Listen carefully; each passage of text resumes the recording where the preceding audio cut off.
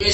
Eric Nkuba a déclaré avoir, le 15 mai 2023, à Kampala, entendu que le sénateur Avi précité conversait avec Corneille Nangaa.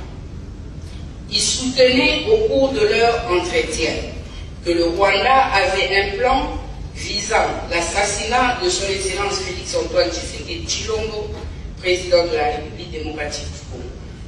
Mais lui avait conseillé au Rwanda la non-exécution du dit plan qui allait faire de la victime un héros national.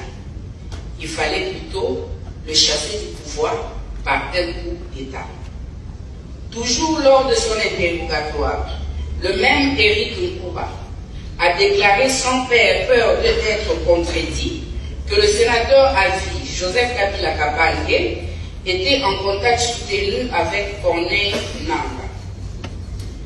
Alors que des présomptions graves, précises et concordantes de collaboration avec la coalition AFC-M23 pèsent sur sa personne, le sénateur Avi, prénommé, a affirmé, en date du 23 février 2025, au cours d'une interview accordée au journal Sunday Times en Afrique du Sud, que le mouvement terroriste AFC-M23 représente les aspirations du peuple congolais et que c'est à tort que le gouvernement de la République démocratique du Congo le présente comme un groupe anarchique, une marionnette d'un État sans revendication légitime.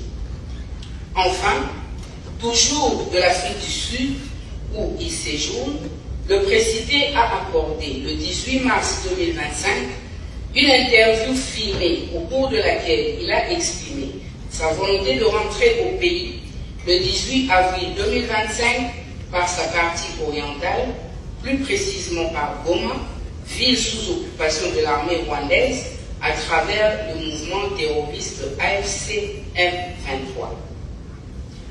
Sa présence dans la ville suisse indiquée est confirmée par plusieurs médias internationaux crédibles, notamment RFI, TV5 Monde, AP News, Reuters, African News, The East African, par les tweets de ses proches collaborateurs, ainsi que par M. Serge Chibens, secrétaire national du Parti du Peuple pour la Reconstruction et le Développement PPRD aussi, au cours d'une interview accordée à TV5 Monde.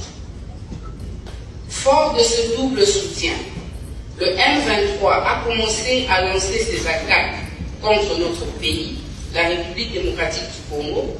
Les premières attaques ont abouti, en date du 13 juin 2022, à la prise de la cité de Bunagana. Sur ces entrefaits, la coalition M23-AFC a cédé morts, viols, pillages, destructions et autres actes inhumains à travers la